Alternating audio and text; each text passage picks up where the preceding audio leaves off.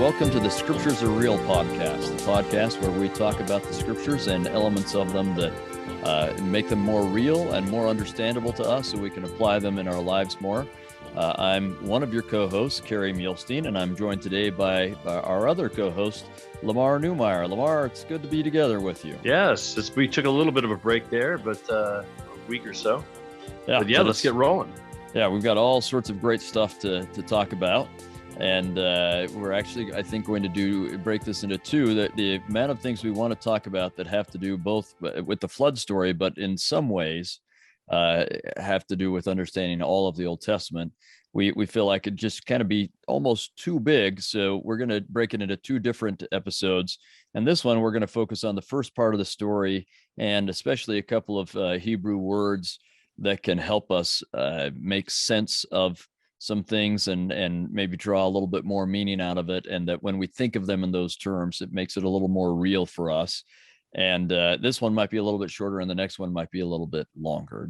Am I encapsulating it right? You're right on. And this is why I'm excited to be doing this with you. I'm just a neophyte. What do I know? I mean, I've studied a little bit here and there, but you've spent a good hunk of your life, the last, 30 years doing this, 30 more, 40? Yeah. When did I first started taking, 1992 is when I took my first Hebrew class. So we're at 30 years right now.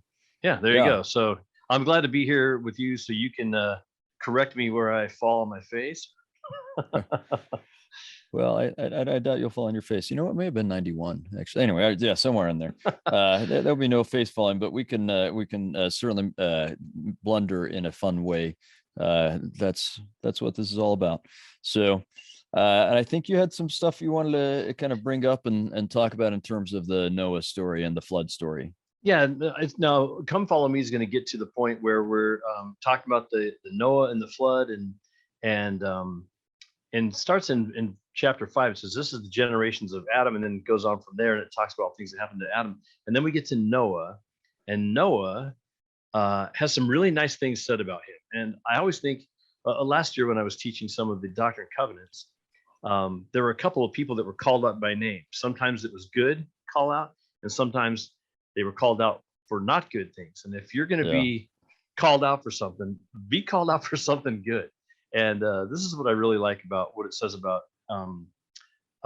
Noah. It says in chapter 6 of Genesis, says in verse 9, it says, these are the generations of Noah. Noah was a just man and perfect in his generations, and Noah walked with God. Now, there's some interesting things in there. First of all, it uses the word perfect. And perfect is a word. Like, aren't we seeking therefore to be perfect? Now, does this mean that Noah is perfect? Is he a perfect person? That's a great question. And let's see here. What verse was that again? That was 9? That's verse 9. Verse 9. All right. So I'm just looking it up in my Hebrew Bible. So while you're looking that up, I'll throw it up. I'm going to throw it up here on the screen here. If you can throw it up there. I don't know if you can see it. That's too big. I'll make it smaller. But I had one of my friends, and also he was one of the stake presidency while I was in the bishopric. He said, if you want to know the sealed part of the Book of Mormon, or the sealed part of the Scriptures, what he said, you got to look in the footnotes. And the Bible dictionary. Actually, what if I share? Oh, go ahead. Oh, go ahead. Show it. What if I share my screen? Because I want to show this little. I love this net. It's called netbible.org. Oh, yes. Yeah. And I can just leave that up. That's fine. Netbible.org. They've done their own translation. And so on. They have all sorts of great tools. So one of the things that they can do, in fact, let's do this. First of all, we're going to do parallel, and we're going to do verse 9 is what we're interested in looking at, right? Verse 9, correct, yes. So if we go to their parallel, then we're going to see how different translations do this. So they said he was blameless. I'm going to argue that that's not my favorite translation, but they've got a whole footnote where they go into it. All right. Then we've got the New International Version, where it says he was blameless. And then we've got righteous and blameless and righteous, a man of integrity and without sin. And I don't think any of those are really getting it. Then we get the New King James Version, which goes with the perfect again. Right. Comes back and to perfect. righteous and so on. So here's another feature that this can do. We can click on the Hebrew here.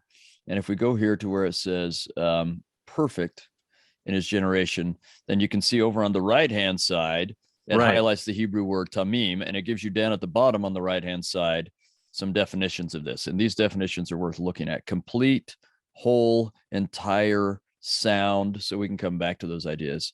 Or complete, whole, entire, whole, sound, healthful, complete, entire. So that's why I think it doesn't mean like blameless or sinless. It's something, a bigger concept going on here. But you can see there that word tamim. So anyway, sorry, keep going. No. That's perfect. I'm glad you throw that up. So that's excellent.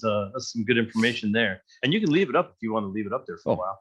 But the good thing is, or not, the interesting thing I should say, is that in the bottom of our scriptures, if you look down at the bottom, it says the same thing in the footnotes. If right off the side there, if you look at perfect, it has a C, and it says Hebrew. The HEB means Hebrew word complete, whole, or having integrity. And it also gives you a couple other good references about other people that they use the word perfect around. It also references Moses 8:27, which covers the same type of material. But the good thing, I keep saying the good thing, but what I want to say is the interesting thing about this is the concept of being perfect.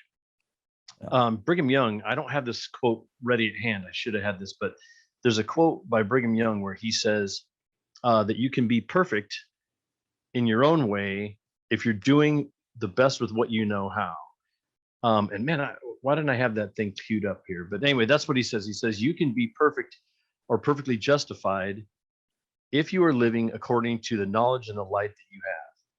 And I think that's perfect. I think that's great that we can do, if we're doing the best with what we have right now, or at least giving it a shot at being our best, we can be justified in these things and we can have integrity. I'll tell you one little thing about the word integrity. I had a teacher when I was 14 years old. She was a Sunday school teacher. Her name was Wendy. And I remember this very clearly. She taught a lesson about integrity. And that has stuck to me to this day about integrity. In fact, I even in one of my companies, my logistics company, I use the word integrity in my log line. It's integrity is our compass. And I've always thought that if I wanted anything said about me, I wanted to be integrity. Wendy told me this great lesson. And the funny end of that story is I just connected with her after 40 years. I connected with her on Facebook. So Facebook is good for something. Yeah, there you go. I said, I looked her up and she has a very interesting last name. And I'm like, I thought I could find her. I found her and I said, hey, you gave me a great lesson years ago about integrity. And I happen to be covering it in my podcast this week. And so she said, well, thanks very much. Anyway, it was really great. But okay, so the point is, you can be perfect in a way that is meaningful in that if you're living according to your gospel light, to your knowledge, then you're justified. You have integrity.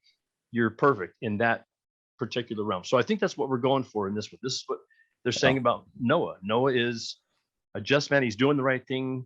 He maybe not be blameless for everything. I mean, everybody does things that are wrong or incorrect or whatever, but that's not what God is focusing on. He's focusing on a man with integrity and who is walking upright. Yeah, I agree, and I think we can even go a step further. I think especially this idea, because really the meat of that word and their kind of offshoot meanings, and that happens with all words, right? There's this kind of core meaning, and then we kind of, it comes to mean other things. And so integrity and all, blameless, all these things comes in with that. But really the core of that word is being whole or complete or sound, right? That's really the core of it. And there's a cognate, and by cognate we mean when you've got a very similar language, like say Portuguese and Spanish or something like that, then they'll have a lot of words that are very, very similar, like a cognate between English and German. We say milk, they say milk, right? And so that's a cognate. So we've the cognate in Arabic is tamam. And it's typically, if you want to ask everyone, hey, are you okay? Is everything all right with you? You say tamam, and they'll say, yeah, tamam, right? Or not tamam, la tamam, mish tamam. But tamam just means you're full, you're all right, you're okay. But in Hebrew, it has just a little bit of a deeper meaning. It's this like fully sound, complete, and whole. And I actually think we can get a little bit more of a glimpse into this if we jump forward. So we won't cover this when we get to the Abrahamic Covenant. We have like 5 podcasts lined up and ready to go on that already, because so many people love that part and want to talk about it. But the Abrahamic Covenant, when in Genesis chapter 17, as God is about to reestablish that covenant, or Abraham's going to enter into it in a little more fully in a very significant way, God tells him to be perfect. So let's turn there and see. Whoops. In my scriptures, it's the page that has fallen out because I've turned there so often. Genesis 17. Yeah, and it's verse 1. Genesis 17, verse 1, and he says, and this is part of the entering into the covenant, you can say, because they're stating names and all that kind of thing, which is part of a covenant process. And when Abraham was 90 years old and 9, the Lord appeared unto Abraham and said unto him, I am the Almighty God. That's him identifying himself. He's going to change Abraham's name in a minute. That's part of the process as well. But he says, I'm the Almighty God. And now he's going to tell him what to do. And he says, walk before me and be thou perfect. But the word is tamim. But I think it's significant that it's part of this is part of the covenant process, right? Because, and think about that. He's telling him be perfect. And then he's going to tell him part of how to be perfect, which is I'm making this covenant with you. And there are promises. My hand will be over you. My power will be over you, and so on and so on. So I think it's to be made complete or whole, given the stage we're in, but only with the help and power of Christ. Right. So as you and I, and I think it's great how it talks about this with Noah, and it's just Noah's also going to have this whole covenant reestablished with him, right? And so I think this is a great way of describing Noah as well. But the idea is you enter into a covenant with God and you allow the atoning power of Christ's sacrifice to enter into your life and your heart, and you'll be made whole. You'll be sound. You'll be full. You'll be complete for the stage you're in. There's more of the covenant to enter into later. You'll be more sanctified and so on and so on. But given where you're at right now, if you'll covenant with God and allow his power to be in your life, you can be complete, at peace, perfect. whole, sound, taking that atoning sacrifice in your life. Now, that absolutely has to do with the integrity, as you were talking about. And I would guess that's why integrity gets associated with this word, because we experience those blessings. So that's one of the promises of the covenant then, is that you're whole. All right. And eventually the fullness of it is we're completely whole and completely sound, or in other words, we're godlike, but that's going to happen later. Right. So, and I think it's interesting that it says just in his generation, right? So given where he's at, right. Where his stage right now, he's there, life, he's complete and whole. But that only happens if we're keeping the covenant with integrity. Doesn't actually say, I don't know that it's saying we keep it with full and complete perfection.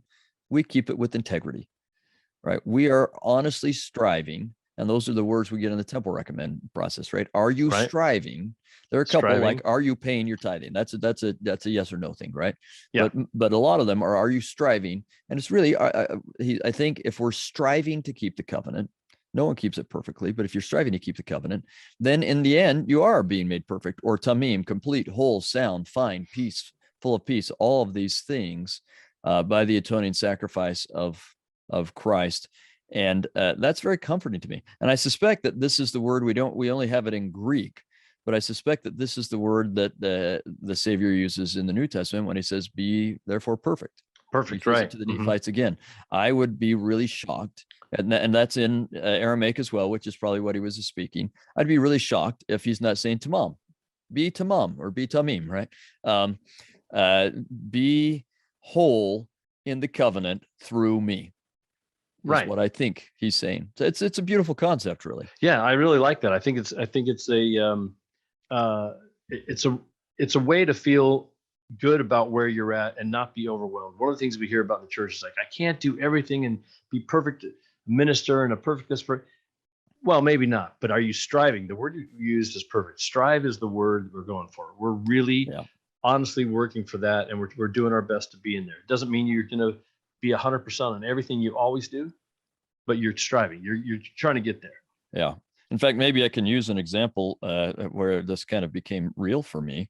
I'm serving as a bishop right now, And I've never been someone who's I don't typically get overwhelmed. I feel like, okay, this will work out.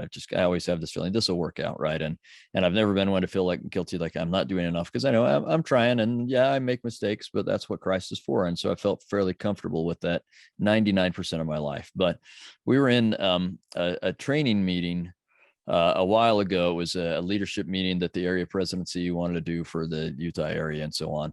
And they just kept saying, okay, and we want bishops to do this and this and this and this and this. And a lot of them, they're saying, we want them to do it weekly. We want you to do this weekly and that weekly and this weekly. And I thought, that's impossible. I'm looking at the list, right? And there's an apostle president, and there's an area president, an area general authority, and they're all saying these things. And so I'm really trying to take it seriously, and I'm writing down, they want me to do that. And by the end of that meeting, I've got this long list, and I'm looking at it thinking, I can't do this. Oh, right. It is There's too much. Literally impossible for me. And some of them are meetings with the youth, and they all these weekly meetings, and I'm thinking, I don't have enough time. It just doesn't exist. Right. And I was one of the few times I was starting to feel overwhelmed, like I don't know how to do this. And I really had this strong feeling, you're not going to do it all. Don't worry, I'll guide you, and I'll take care of it. But I still felt a little bit uneasy. But it just so happens that a little later that week, someone wanted to do a podcast interview for their podcast, and they brought up this tamim in Genesis 17, and as I was talking about it, that's one of those times where the Spirit said to me, "See what I'm talking about? It's going to be fine. Well, that's perfect. I told you this is going to work out. I'll take care of what you can't do. You just do your best, and I'll take care of it." And I think that's implicit in the word tamim, and hopefully that becomes real for all of us, so that we find we're just a little bit more confident. Well, that's I'm keep using the word perfect. I do it a lot, though. It's in my speech because we're talking about perfect right now. But I use that in my speech normally. I'm like, it's perfect anyway. But I think that's exactly the right message, because when we start to get overwhelmed, just remember that we're going to do the best that we can with what we do, and let the Spirit guide us to what activities we have to do. And the other things, if they don't get done, they don't get done. But the Spirit will tell us what things need to be done, and what if you're ministering, who do you need to see, when you need to see him, try to strive for that. Look for those things. Anyway, well, that was my thing about, I wanted to point that out about Noah right up front, because I think that's a great way to introduce who Noah is. And this is a good guy. He's a good guy. He's going the right way. He's doing the right things, and the Lord's going to rely on him heavily.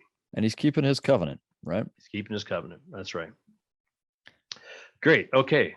So in that same chapter in Genesis 6, now this is a side note. I don't want this to be the focus of what this is, but we talk about when the scriptures become real to us. And sometimes you make those little connections that sparks in your mind that goes, oh, wow, this is, I don't know. It's to me, I don't know how to explain it other than to say the world becomes a little bit smaller. I think I've said that before, and not smaller in size. It just becomes more connected. Like when I went over to Europe and over to Israel, and I was there, I'm like, these things are touchable. They're real. They're not. They might be separated by a span of time, hundreds, maybe thousands of years, but they become more real to me as I see it. And this is one of those things that happen. I was reading this. So if you look at verse 16, still in Genesis 6, and it says, a window shalt thou make in the ark, and a cubit shalt thou finish above it, and the door of the ark shalt thou set in the side thereof. Okay, so if you look again, here's the sealed portion of the scriptures. It says window there, and there's a little A on it. And if you go over there, it says the Hebrew word is sohar. And it says, some rabbis believed it was a precious stone that shone in the ark. And I was like, really? That was a real thing? And so I did a little research on it, and it turns out this is the only time that this. In fact, if you want to pull it up on your, there it is, right there. You have it up on your parallel, and the window shalt thou make in the ark. And notice how there on yours it says noon or midday. Now this is the only time that this word sohar is used for window, is in this specific instance. And then I saw this thing where it said that it was the Hebrews thought it was a precious stone that shone in the ark. And there is, if you wanted to go and look this up, you could find there's an article particularly written by let me find this. it's on LDS Studies. I don't have permission to show this on the screen or anything, but you can find it by, if you go to ldsstudies.blogspot.com. This is a website by Tim Barker, and he has an article called "A Jaredite Scripture," or the Jaredite Scriptures and Sohar. So if you want to look that up, the Jaredite Scriptures and Sohar, you'll find this article, and he goes through and talks about how this is found in other places where there's a Hebrew tradition that there was a shining gem. Some called it a pearl, some call it a gem, that shone in the ark and was like a light in there, as a lamp. And what Tim points out here in his article, and what I thought of immediately also, is, well, that sounds like another story that I know of. I know of another guy who was about ready to get into a ship and had to go across some waters, and he didn't want to go in darkness the whole time. He knew he was going to be out there a while, so he took some stone. He malted some things and made some, what you might think of as glass. He malted these stones. He took them before the Lord, and of course, we're talking about the brother of Jared mentioned in Ether. And he says, "Lord, will you touch these and they'll become light?" Well, where did he get that story? Or where to get that idea? Now, I don't want to take anything away from the brother Jared at all. It could have been a wholly new thought to him, but maybe not. He also had scriptures, and he probably had this story. He's not all that far separated, less than 1,000 years, I think, if I remember math. He's not that far away from Noah, and he might have this information at hand. And so he knows this has been done before. I can do it now. That's a perhaps way to do it. Anyway, so I thought this was interesting. Again, if Joseph Smith is making this up, man, he sure is a good guesser and guesses at all kinds of things that he had no access to. But anyway, yeah. I just thought it was a great story. It is, and maybe we can look. I'm just going to pull up the parallel Bible here, and it's verse 16, right? Verse 16, correct. And you'll see that people really struggle with knowing how to translate this. So most often they say roof, make a roof, and that Sohar is not a roof. No, it really does mean like midday or brightness. The bright period of the day is what it means. And so roof doesn't work. Some people say window, roof. I love this one, the NLT. I don't even know what version that is. Leave an 18-inch opening below the roof all the way around the boat. Yeah, that's an interesting one. Well, 18 inches is a cubit, right? Because it says a cubit. So they're throwing the cubit in, but this opening, I mean, I don't know. Opening doesn't really work for this, but I think what they're trying to say is that's them trying to figure out, well, how do you see the sun at midday? At midday, have an opening where you can look straight up and see the sun. You know what? That works for me. Maybe that's what it means. Maybe it's make something that allows you to see the sun at midday. Okay, I'm good with that. You can see that it's all pretty much roof or window, because people really don't know what to do with this phrase. But it's in some way it's tied with light, and it's either make something, and maybe it's also like the barges the Jaredites have, where it's almost like they build these corks, right? Where, put that in, put a cork in it, and then when you need some air light, uncork it. Okay, good, and then cork it again. Maybe that's what it is, and maybe he's getting the idea there, or maybe it's something where you can see the sun. But I think it's a real possibility, this idea of light, that it's some kind of stone or something, and as you said, certainly. There's a Jewish tradition behind that. I don't know that all Jews believe this, but there was a Jewish tradition that it's some kind of stone or gem or something that provides light for them. And you know what? They probably need something that provides light for them. I don't think they can have just a clear opening with the kind of flooding that's going on, unless they just have a drain that goes down and out or something. I don't know, but I don't know either. I think it works really well in the story, in the same way it would with the Jaredites, for it to be that kind of thing you're talking about. And I love that idea, because and really you mentioned this earlier when you and I were chatting, but if this is the case, and neither of us are saying we know for sure it is the case, but I think it's a really interesting possibility. If this is the case, then the brother of the story of Noah may have for a brother of Jared served as a catalyst to his receiving inspiration for, oh, here's what I need to do. And it gave him the solution he was looking for his own people. And that's, whether that story is accurate or not, that's exactly what the scripture should be doing for us, right? That's exactly right. And I'm glad you brought that up, because I want to read this one last piece. This is at the very end of this Blogspot article from Tim Barker. He says both elders Richard G. Scott and Dallin H. Oaks have suggested that the scriptures themselves can become a personal Urim and Thummim to each of us. And I think that's what we're going here for.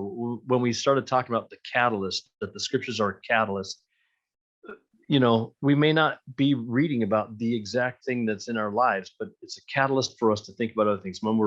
When we are spending time learning the language of God, which is scripture, how God speaks to us, that allows us a conduit to heaven to be able to receive revelation on any number of things. So anyway, that was just an interesting thing. It's always been kind of a fun thing that I cross when I start the Old Testament again. And I see that from time to time. And I thought, well, I'll throw that out there. Yeah, it's worth. So part of what we're doing, there are a lot of really strange elements in the Noah story. And I think part of what we're trying to do is help people make a little bit of sense for those, and see that sometimes what seems really strange to us, when we really look into it, can actually be really meaningful and impactful for us. So, you know, it seems strange to say he was a perfect man, or to say that they built a window in the ark. And you think, well, how does that work? But in the end, and I don't know if any of our understandings are completely correct, but these things can really speak to us, and that's a powerful thing. And hopefully we're helping this all make sense to people better. We want the Old Testament this year to make, well, we want it to make sense every year, but especially this year, we want it to make sense and become real instead of foreign land. The past, it has been said, is a foreign land, and that's true, but we want to become natives in it. And that's when it becomes real for us. And it should be native, because we are of the covenant. It's the story of the covenant people. It's the story of our ancestors. It really is our native territory. We just have to come back home. All right. It's a little bit like my ancestors are from Switzerland. Well, on half of my family, right? The Muhlsteins are from Switzerland. And I've gone back to Switzerland only. I wanted to my whole life, and it was only a few years ago, I think 3 years ago, that I went back and went to the home that my great grandpa was living in when he heard the gospel and joined. It's still Muhlsteins in there now. They're flying the Muhlstein flag there and so on. Oh, wow. And I've had the opportunity, because of various conferences and things anyway, to go back 3 times now. And I now feel like, to begin with, it was both home and it felt foreign, but now, and not that I know it really well, I've spent maybe a total of 3 days there, right? But it feels like coming home to me. And that's very cool. That's what the Old Testament should be for us. And that when it's becoming real to us, it should become real at least partially, because these are our scriptures about the covenant. We're covenant people, our ancestors, whether literally or by making the covenant. The Old Testament should be coming home. And so hopefully we go through some things that make it feel like home instead of foreign land for everybody. And if you want to hear more about that, listen to Kerry's address that he gave. It's probably just before this one. You talked about that a lot in your address to your ward, which I thought was well done. Very well done. Thank you. All right. There you go. Okay. And I think we were going to talk a little bit about Genesis chapter 6, verse 2. And a couple of other places where it has some odd things in there. Now, do you want to do this here, or do you want to do it in a separate one, so that it's up to you? We can go. Let's talk about that one with this one, and then we can just start doing the actual flood with the next podcast. Perfect. Yeah. Okay. All right. So, which one are you going to? Let's go to verse 2 in Genesis. Although there are similar verses in the Moses account, and in fact, the Moses account has more information that we're going to draw on.